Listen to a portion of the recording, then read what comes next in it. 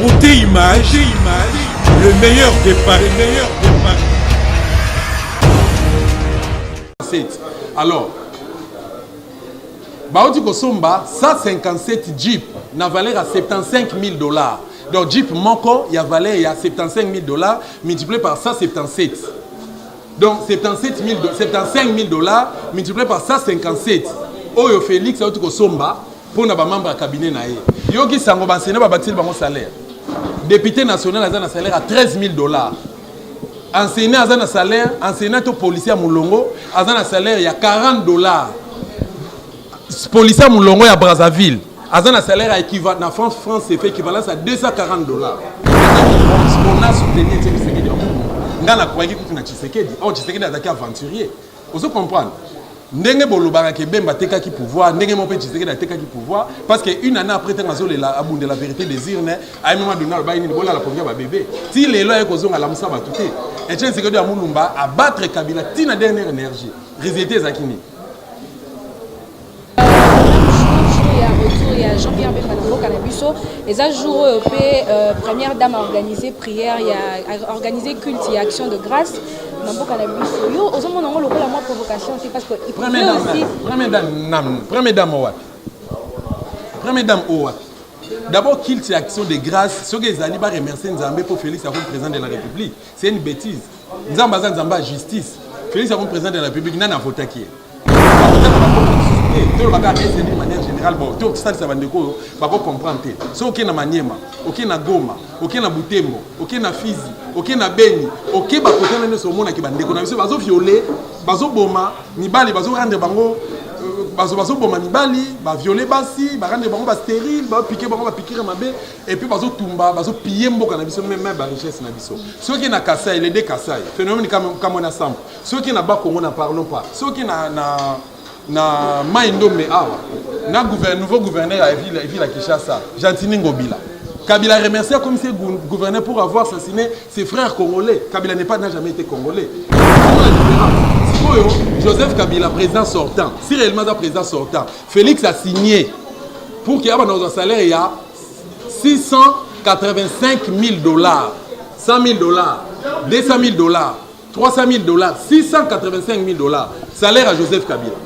Si vous avez des policiers qui sont députés, donc policiers donc 40 $, et si vous avez 13 000 $. 40 $, et si vous avez Félix, il y a 1 million de dollars. 40 $, et si vous avez Joseph Kabila, c'est à 685 000 $. Beauté Image ne tombera jamais. Donc voilà, ma c'est Bandi. Beauté Image. www.beautéimage.com site na biso sika nous obika ba image en ezala ya masolo ba professionnel ya banda ngokala siko site vandi au niveau de formation ya biso ba artiste ba comédien ba pasteur ba mariage ba fête ba nini ba mission ba concert beautéimage.com site na biso sika elenge wapi kuna siko to obina ngenda ta sakama asambela kama. Donc on a deux fois beauté image à suivre.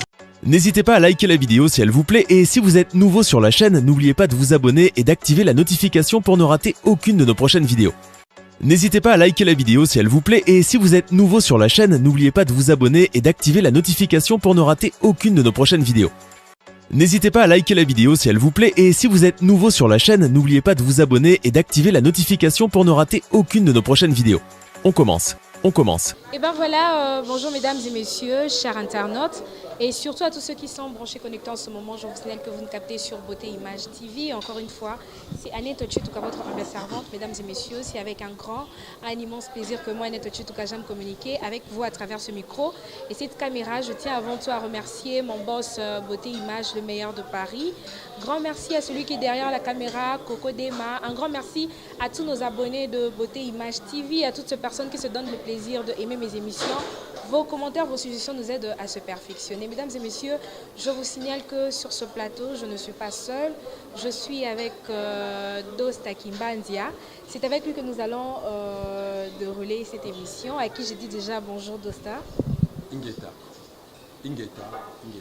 En tout cas, Pessambote na batnos bazolanda yo, ba fan na yo, bato balanda ko à travers le monde entier. mbote ya makasi na opesa moko ba résistant nyonso oyo bazobunda mpona kolibere mboka na biso Congo démocratique mbote mosusu na opesa moko epai ya 82 millions de Congolais oyo bazokosouffrir oyo binemia démocratie bandeko base prétendre kozala soi-disant baélu ya peuple et pourtant baza eza bongo te, c'est pas ça la réalité. À l'occurrence de M. Félix Antoine Tshilombo, Joseph Kabila Kabange na ba criminel nyonso ya République démocratique du Congo ozo marché likola babibembe bandeko ozo kokufa na est na SRDC donc na Rutshuru Butembo Maniema Kivu Goma na ba pays musu na na Bunia esika babomaki 17 personnes lobby babomi bango abu portant et ça nga passe makasi donc na pesi bango mbote et puis na bosanité partenaire officiel à Dosta Télévision et madame Catherine Ngwanda. Voilà, merci beaucoup, mesdames et messieurs. Comme vous l'avez bien constaté, Binonos Boyebi que Dosta Zalaki est prouvé, il avait perdu son père. Toye na biso peka na cadre matanga mais toka kotika bongote il fallait toya pour tous avoir impressionné par rapport à l'actualité politique aux les kanambo canabiso. Dosta bonne actualité politique. Oui, le pays marche très mal. Congo est en mabé makas. Même après le 100 jours du président Félix. 100 jours à présent Félix. Félix a prêté à serment un certain 24 janvier. Toza Lelo le 19 ou le 20, si je ne me trompe pas, le 20 juin. Ça la calcul, ça fait combien de mois? 100 jours, c'est 3 mois pratiquement. C'est négatif qu'on se le dise. Yogi Sangobabakeli Basengambo. Bana classe bazo sala examen à fin de l'année. Bazo bengala bana bazo sala examen. Donc parents oyo azana salaire à vache maigre. À dépenser toute une année. Mais à 10 $ pour qu'à fouta, moi on a fait l'examen, mais bengani moi on a fait l'examen. Donc l'année prochaine, moi on va reprendre le 3-0. Kende na mama emo, kende na kinoise, kende na galema, kende na clinique universitaire, kende na la combien, bato bazo kokufa pour nous en Novalgine. 100 jours à présent de la République Félix. Est-ce que Félix d'abord est présent dans Mboka? Je m'inscris en faux. Félix a yebi amoke na Mboka na bango na kasa ikuna phénomène comme on a sambu tilelo ba Rwandais ba oboma biso. Mais ya bala moi c'est rwandaise. Moi, c'est Rwandais, on a peur, les années pour les Congolais. Ah non, c'est pas Congolais. Qu'on se le dise, tout le monde complexe, les Congolais, les Congolais, tout le cas plus intérêt à Mboka, la Congo démocratique, tout sauver à Mboka, n'impasse où. J'ai toujours dit que ça ne sera pas plutôt une chose facile. Mais on va toujours que l'impossible n'est pas Dosta. Voilà, merci beaucoup. Voilà, Dosta, finalement, la Mouka et Panzani. Et enfin, Boché, le sous-peuple est la confusion. Ngaza membre à la Moukate. Ngaza membre à la Moukate. Pe la Mouké Panzanité. Naza membre à la Moukate, mais moi je soutiens. S'il faut soutenir, je soutiens Fayou. Je soutenir Fayou parce que Ngana voté quitté. Dans les cas de la chaîne à télévision, on a plus de 17 chaînes à télévision. Tu en as 68 à la RDC. Dans les cas, on a plus de 17 chaînes 3 mois avant l'élection. Dans les cas, on a Congolais. Tout qui est voté, pourquoi? Parce que le processus est biaisé. En 2005, 2006, tu as l'élection, on a voté Bemba. Moi, je travaille chez Bemba. Je suis journaliste dans CCTV, je travaille chez Bemba. Je soutenu Bemba. Tout ça, la campagne à Bemba, on a un risque belé. Le bon, on a un défaut. On a un défaut. Basoda GCSP, Basoda Kabila, Joseph Kabila. Défaut est à moi. Babeta na cross à mon. Le bon, on sait équipes à Monisco, on a perdu à moi. Tu bunda pour que Bemba a le pouvoir. Mais tu as vu les cas qui, avec effort, Monisco, la communauté internationale, le peuple congolais a voté massivement Jean-Pierre Bemba Gombo. Nous connaissons la suite. En 2011, on a soutenu Etienne Tshisekedi à Moulumba. On a croyé que tu as Tshisekedi. Or, Tshisekedi a attaqué aventurier. Vous comprenez? Ndenge bolobaka ke Bemba tekaki pouvoir, ndenge mon petit Tshisekedi a tekaki pouvoir, parce qu'une année après, tu as abondé la vérité des urnes, à un moment donné, il a la première bébé. Si les lois sont à la moussa batouté, Etienne Tshisekedi à Moulumba à battre Kabila, tu as dernière énergie. Résultat Zakini. Imperium nae, à soi qui a monté Kabila, on a dirigé Mboka. Si on a troisième pénalty, tant qu'on y a. Na sengi na peuple congolais avant qu'il y ait une élection, bo senga ba garantie. Yo mona wapi na est guerre eza. Guerre moko éternelle banana 1996. Ba Rwandais ba côté la biso AFDEL. Ego koma CNDP. Ego koma M23. Lelo ezali ADF nalu. Bandeko na biso bazo kufa na est. Na kotanga bamboka mususu te. To baka est d'une manière générale bon. To ça ça bandeko ba ko comprendre te. So ok na Maniema, ok na Goma, ok na Butembo, ok na Fizi, ok na Beni, ok ba kotana ne so mona ki bandeko na biso bazo violer, bazo boma, ni bali bazo rendre bango bazoboma mibali baviole basi barande bango bastérile bapike bango bapikire mabe et puis bazotumba bazopille mboka na biso même richesse na biso soki na Kasai les deux Kasai phénomène comme on a ensemble soki na Bakongo na parlons pas soki na Maindombe awa na nouveau gouverneur à ville à Kinshasa Gentini Ngobila Kabila remercie comme ses gouverneur pour avoir assassiné ses frères congolais. Kabila n'a jamais été congolais. Vous comprenez? Si vous avez une garantie de Bondimbo qui est dans l'élection, il y a deux chambres salon, na chambre musu batu bazo fêter, na chambre musu batu bazo célébrer. Bon mon angwa. Quand même si vous foutez la parcelle moko, ou ils en ba auto benga ba cour commune. Ceux qui bozaki na fait un mariage à famille moko. Ceux qui famille mususu bazana matanga. Bah, reporter a fait un mariage. Mais chez nous, ici, vous avez accepté d'aller aux élections. Martin Fayulu a été élu démocratiquement. Mais Félix n'a 15% de fait à Kabila. Chadar, il a 17% de fait à Kabila. Comme président de la République. Ngaï Dost a accepté à moi. À moi qui n'a pas Congoté. Les politiciens, ils ont des problèmes aux cannabis. Les policiers congolais. Ils ont un problème sous occupation rwandaise. Mboka ils ont un problème à occupation dans l'élection T. À l'exemple, la République française, lors il y a occupation, il y a Balma. Hitler a occupé Mboka, Pia Mboka, Boma, les Français. Les Français, ils plutôt qu'on libérer Mboka na bango. Par la suite, ils entre Français autour d'une même table et puis ils ont organisé l'élection aux acquis démocratiques. Bino Bolingo qui a une élection, Félix, na critère d'abord. La critère, c'est Félix qui a dirigé Mboko. Moi, je suis journaliste. Moutoumoussa rolo mananga que nos gars ici il parle trop. Na osali sa yo. Si on a sali c'est une osali sa génération na yo. Si noté lobby to lobby ko to perdre Mboka. Le électoral est lobby. Mais s'il a été élu président, c'est Kaza vraiment en mesure il y a que diriger Mboka. Est-ce qu'il a été élu? S'il a été élu. Heureusement que tu as dit ça. Félix Azaki élité. Tu fais ces travaux. Vérité des urnes, on a qui Kaza est élu président de la République. Basingaki batro bazaki ko s'opposer na résultat wana ba na ba preuve zo l'exemple réellement que ça bango bazwa que non le président Félix mais si lelo étrangère bazalaki sur place église catholique azaki sur place ba démontrer noir sur blanc que la personne qui a été élue c'est Martin Fayulu Madid ngalaza membre à SIDT naza pe camarade de Fayulu ta moi si na été na pe moi na été na pe ndeko na été naza réaliste na autre réalité journaliste ça na couleur politique mais et là, on a aussi la bande de la presse pour répondre à la préoccupation. La bande de la presse n'a répété à l'Ikambobo et Baraké. Après pouvoir législatif, judiciaire et puis exécutif, c'est la presse. Nous représentons une force. Oh, et qu'on renforce pouvoir lobby. Pourquoi Babengana camarade n'a pas sonné relais na Kinshasa? La journaliste est française. Pourquoi Babengana Gaye? Parce qu'il y a aussi la déontologie.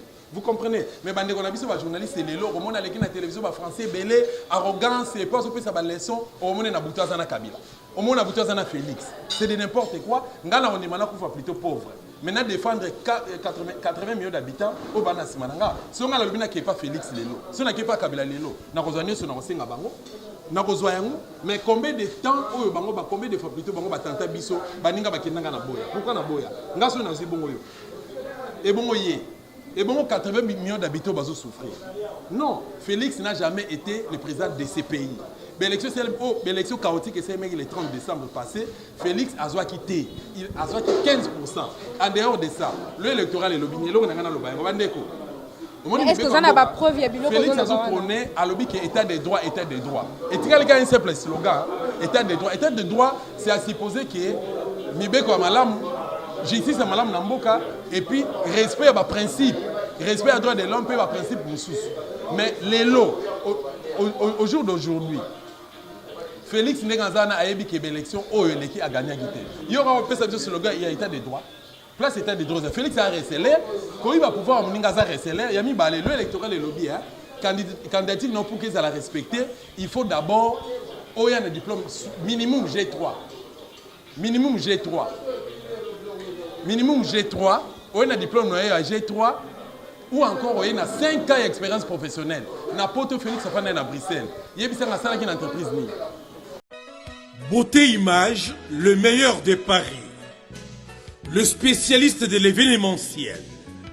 Pour la réalisation de vos reportages, photos, vidéos, la couverture de vos événements, mariage, anniversaire, baptême, retrait de deuil ou autres circonstances festives, le service traiteur, location et décoration des salles, adressez-vous chez les professionnels.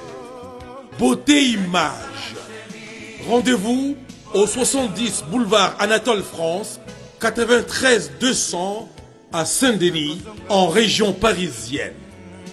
Contactez votre partenaire de confiance au 0033 752 96 04 73. À Kinshasa, RDC, Beauté Image au 00243 823 13 47 06.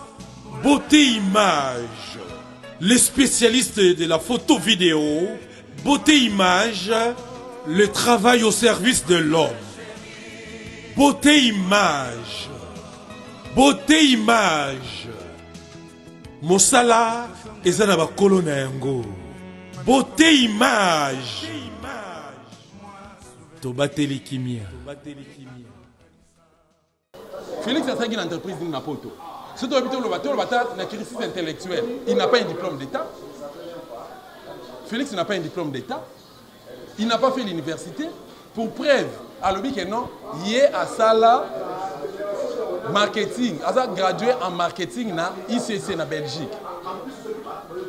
Sikoyo soki bandeko o bakenda ko la kokosa la baquette na CC na Belgique, ils se sont rendu compte que département ya marketing ezalaka te. Sikoyo to accepter ba bêtise pourquoi? Donc voilà, il y a un le baquet, tout le cateau sauvé mboka na biso na ba mensonge te. Tu éduqué quatrième génération au de ba génération o ekoya lobby bakuta to lonela ki bango eloko malamu. Mboka na biso Congo démocratique, ils ont la richesse ebele au biso ba Congolais fallait to bénéficier nango. Toza na nyonso. Oyebi na Sénégal, bazaka na nguba. Richesse au ba Sénégal bazana nango, ezaka ka nguba. Na nguba wana ba vivaka malamu, ba vivaka mieux que biso. Mais biso toza na ba diamant, toza na ba cobalt, toza na ba cuivre, toza na mabele to na nyonso. Alors pauvreté se combattre record, n'importe quoi. Ok, voilà, Dosta Kimbanzia, retour, il y a Jean-Pierre Bemba, Namboka Nabiso, Ozo, Yamango comment? Oui, retour à Bemba Namboka Nabiso, ils ont Namboka Naye, Ngapo Nangeza Lango non événement. Ils ont un événement, Bemba Zaki na prison à Poto, Azongaki année passée le 1er août, à Sali 5 jours à Zongi Poto, et à un moment donné, il s'est décidé à Bozonga officiellement suite à Bambakuta Nangi Nango Awa, il y a un Kabila Wando, Kanate Kabila Ngaïta, mais va négocier. Bemba Ozonga Namboka Naye, Jean-Pierre Bemba Ozonga Namboka Naye, non événement. Et puis donc, voilà. le même jour, il y a retour, il y a Jean-Pierre Bemba Namboka Nabiso, et ça jour, première dame a organisé prière, il y a organisé culte et action de grâce. Namboka Nabiso, yo, Ozonga Nango, le rôle à moi provocation, c'est parce qu'il peut aussi. Première dame Owa. D'abord, qu'il y ait action de grâce, ce que les alibas remercient Nzambé pour Félix comme président de la République. C'est une bêtise. Nzamba justice. Félix comme président de la République, n'a voté qui est. Tous en 82 millions d'habitants, dans Mboka na biso Congo, même na Kasaï, Kasaï va voter Félix. C'est quoi qu'il y ait action de grâce. Et puis, pasteur, ce qu'il y ait action de grâce, c'est un problème qui concerne toutes les églises, donc toutes les églises plutôt, toutes les églises. Là, j'assume. Il faut la prière écuménisme, prière écuménique ou écuménisme. Babenga ba kimbangiste, ba catholique, hein, babengi ba djihadiste, babengi ba église les réveils tout. Mais yo bengi pasteur mukuna, azarane pasteur te. Est-ce que mukuna c'est un pasteur? L'initiateur c'est le pasteur mukuna. Hier il était avec Kabila, aujourd'hui avec Félix. Et puis un pasteur a zoé la mbonga mabonza. Mais c'est un homme de Dieu. Un pasteur a comme président ya équipe, président équipe moka football. Bazo mene équipe né 2-0. A tombo qui na vestiaire, boulukanganga, c'est un pasteur. Pasteur a soigné na mwasi na ye, na ndaku. À cette émission, où ils ont le monde entier, azoloba bêtise donc ba secret ya mbeto ya yena mwasi na ye. C'est un pasteur. Pendant que bofandi ba ote abino sur la discrétion. C'est un pasteur. Pasteur a soigné na Onésime. Ou aza prophète na église na. Je suis journaliste d'investigation na yebi ebele o batumsu ba yebiti na kota place bato kota raté. Même na ndaka muku na sina kota. Muku na c'est un bêtiseur, il est très mal organisé na ndaka na ye. Mais le là azo côté le mapolo ba mamba Congo, il est qui? Azoloba en qualité de qui? En qualité de qui? Batalande Baranda Pasteur Coutuno, dans le mois de mars, moi j'étais avec Coutuno à Brazzaville. Tal était à Coutuno, ce sont tes Nzamba Otuna Bango. Et l'ingoma na Bangona Bangala, si, Balesi, couple langue, tout ça. Bangonde Baboma Coutuno, les pasteurs, Bossa la quitte et action de grâce. Et ça, non événement. Ce qui est bien, il y a un peuple congolais, le Bikino Bako, Bemba, l'aéroport. Batika, on s'est distrait. Mais Bemba, on répète qu'on reporter pour un autre jour. Bemba a fait un programme bien avant. A fait un programme bien avant. Ce sont des bêtises. Ce sont vraiment des bêtises. Tout le monde sauvé Congo dans les bons, mais dans la fertilité, il y a des bêtises pétées.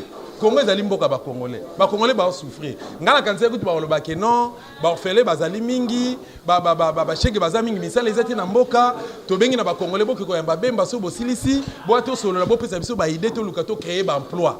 Que bossa la cultivation de grâce pendant que bino bossa bela raté. Nzamba yebi bango. Nzamba yebi bango te. Tala na église na bango d'abord. Tala na église na bango. Bandimi bazo ba opesa. Est-ce que na Bible d'abord nzamba senga dim. Offrande à prophète. Nzamba senga yango. Ils ont recommandé l'église. Mais la dîme, la Bible, les allaient mal compris par les pasteurs et puis ils allaient mal interpréter. Bisous, ngata na zaka ambiance na lokuta na bamu kuna tondo kuta na baba. Ne masikati na tokuta na ba boîte. Denis laisse n'en parler parce que ce sont mes vieux. Si vous avez l'élo, vous avez l'occasion de rêver que non, quitte l'action de grâce. Pour tout ça, là, et puis pour servir. N'importe quoi. Congo est allé mboka ba Congolais. Et puis pour te sauver Congo l'élo, na senga la ba Congolais ou bolandanga l'élo. Tozongela boko kona biso. Tozongela nzambe banzambe abako kona biso. Botika ba distraction zangatina. Ça fait très longtemps na sala voyage na mboka moko boy. Pour tozonga to lora to bimé par Brazzaville, tozonga peu par Brazzaville. Avril 2014. Avril 2014, donc tu atterris na Maya Maya le 6. Non, le 4. Le 6, général Ndenge a la conférence de presse pour l'opération Mbata Bakolo. Ndenge a expliqué ça qui va Congolais na Brazzaville. Oyebi, quand la conférence de presse est Sili, tu as un restaurant aussi, c'est que là, tu as bima. Jeune fille congolaise, donc Zaïroise, ne connaît pas ça. À quel point il y a body na boutique en face. Nga ici qu'on a très sensible à l'information. Na monika bato atondi ba obeta mona mwasi na bino. Faut na poussa. Na che caméra cachée na col, na poussa ni. Imaginez un ordinateur na ngati lelo. Na poussa ni par curiosité quand on a posé question, qu'est-ce qui se passe? Bah le but que non moi na maman livre ntayi. Donc moi na maman livre. Omoni biso bazaïwa ba congolais. Depuis Mobutu akenda to tika na réputation ya mabe na bebi cette réputation na biso Joseph Kabila. Moi, la maman livre. Pourquoi moi, la maman livre? Chege, moi, la maman livre. Numba, moi, la maman livre. Kuluna, moi, la maman livre. Ato se comportera bien. Ata biso to yaki na ba statut na biso ya presse, na ba document sur l'appui, mais ba la maman livre. Pour na nini, président na biso mal répété, moi si naé mal répété. Et puis, moi, na biso itambola mabe justice na malonga ezate, social malonga ezate, toke kuluka vie hier, au lieu de se comporter bien, to za ba miibi, to ba nduma, donc nyoso mabe za na Congo. Pendant que to za na nyonso. Si vous pasteur on a rôle na bango ezali. Ba pasteur wana, rôle na bango ezali. Moi na mukuna. Na Brazzaville on sa kindumba non. Oh muso moi ça en Afrique du Sud. Ah ça pe kindumba. Si vous lelo to lobani, to bete na bango maboko. Mukuna tu n'es pas un pasteur. Sache-le que même si pour aujourd'hui des mois après demain, Nzambe a copinir yo. Na génération na onion. Alors tu dois te taire, tais-toi. Dosta, to moni nungu ekoti na palais de la nation, tu dois comprendre tes amis. Na palais de la nation, na cabinet ya président de la République. Donc na cabinet na yé privé azana 37 membres. Surtout sangi signon sur ba cabinet ba conseiller ba dire cabinet banane baza bango de 157. Alors ba oti ko somba 157 jeep na valeur à $75,000. Donc jeep moko ya valeur ya $75,000 multiplié par 177. Donc $75,000 multiplié par 157. Oyo Félix a oti ko somba pour na ba membre cabinet na ye. Yoki sango bansene ba batil bango salaire. Député national a un salaire à $13,000.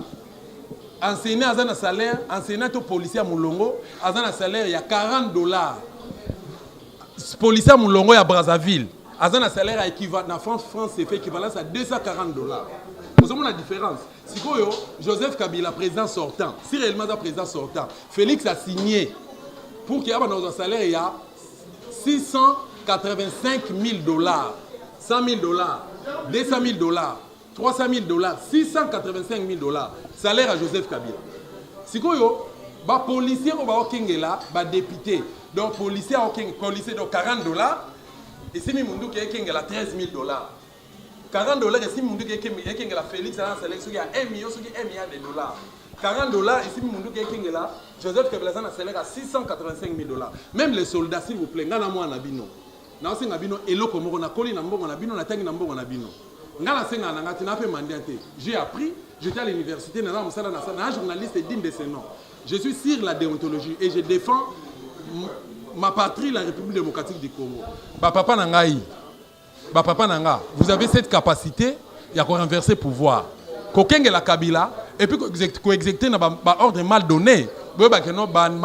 Manifestant parmi Bango, même ma famille. Petit babimana balabala, et ça la pour l'intérêt. Merci beaucoup. En tout cas, de ce Kimbandia, aux hommes na justice en boka na biso qui est justice en boka na biso ma bé. D'ailleurs, nous avons rappelé pour Bandeko que dossier na dossier na cour constitutionnelle loana donc la haute cour constitutionnelle ba haut magistrat ba ça la sonne. Donc la carrière na bango te bazaki na université ba tanga comment dire les droits, comment trancher certains dossiers, ba dossier ba genre mais ils sont incapables suite à mbongo. Suite à mbongo. Moi, si moi, je violé une jeune fille de 13 ans. Je vais violer pas baninga na révérend Kim. Mais dossier n'est qui na tribunal, je vais trancher en lelo na défaveur ya victime. Tala makambo le kanambo kanabiso. Moi, si je violé, ba preuve ezali, ba violer bango wana. Procès boté tesuka. Procès à docteur Soso ya Gangale, ya Koutino et Soukawat. Procès à Mamadou Ndala et Soukawat. Procès à Ndeko Oyo, Floribert Chébert et Soukawat. Bah ça c'est batono sur notre terrain. Même il y a Rossi Mukendi, Moninga Nabiso. Bah ça c'est n'avons pas aller en vie. Non protéger, bon c'est pas Félix. C'est Félix. Tu reviens au Congo démocratique, tu reviens à RDC un pays démocratique. C'est très désolant. C'est vraiment désolant. Tout le cas, tout se fait dans les bords. Pour le but, on regrette. Parce qu'il souhaite rattraper l'issue. Ok, merci beaucoup, Dosta. Comme déjà que je suis dans l'émission de Bisso et Alelo, finalement, Dosta est leader en marque. C'est ça. C'est tout cité, question Sini. Bon, finalement, voilà. Voilà, tout comme une asuka. Finalement, Olini, le leader, on se lingi bangote. Et là, on est donc pour ça la poto de manin passe. Voilà, merci le roi Tokomi Nasuka. Et là, on a proposé pour Tokomi Manin-Pass Oyo. Nous avons répété le discours de Mikolo. Aucun pays dans le monde est dans 50 partis politiques. Dans le monde, si on a un globe terrestre, on a évité nombre de pays, mais on a 6 continents, si on a bonne sanité.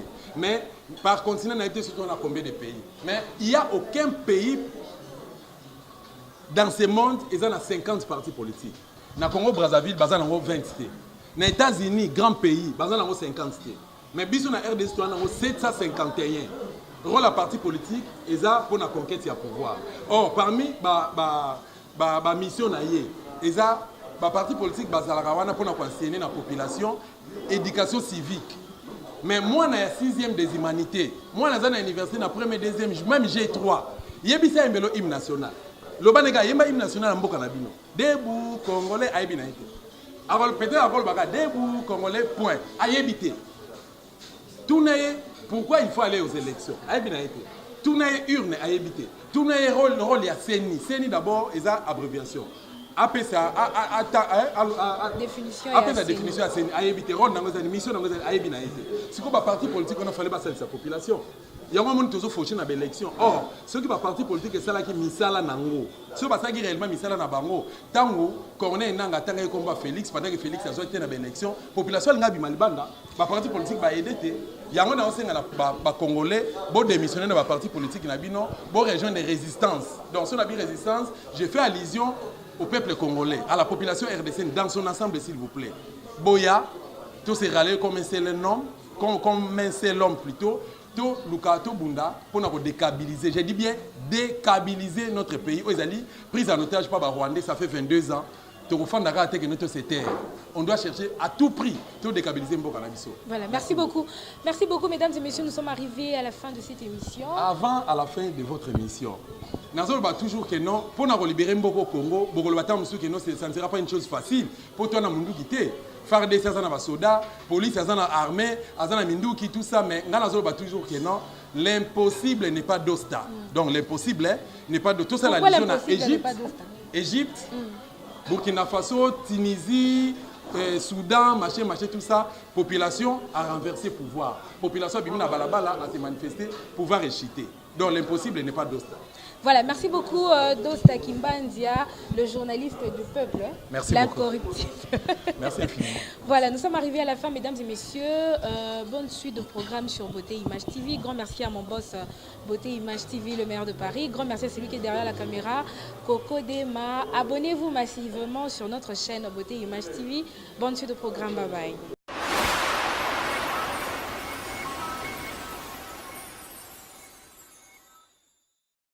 Bonjour à tous, je suis Aimé Bossitampen. propriétaire de Boss Brother TV. En tout cas, bandeko, nous avons plaisir makasi na sepeli. Enfin de Boss Brother TV écoute na satellite. Donc, ils ont na Congo Mubimba sur réseau TNT. Donc, mutu nyonso aza na télévision à TNT, décodeur à TNT. Bolanda de Boss Brother TV. Mais bon dimenanga te, ba Saint Thomas, collègue nanga bodo, yemo a PC la siko.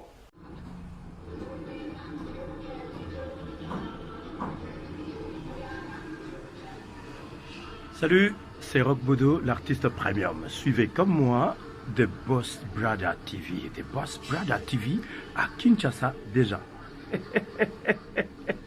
We love The Boss Brother TV. The Boss Brother TV.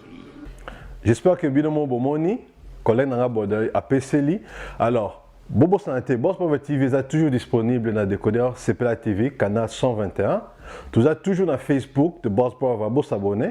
Tu as peine à YouTube live de Boss Brother, mais tu as côté sur le satellite Kinshasa, TNT fréquence 658. Donc, Banakin, Banapoto, Boss Brother TV, tout le monde en parle.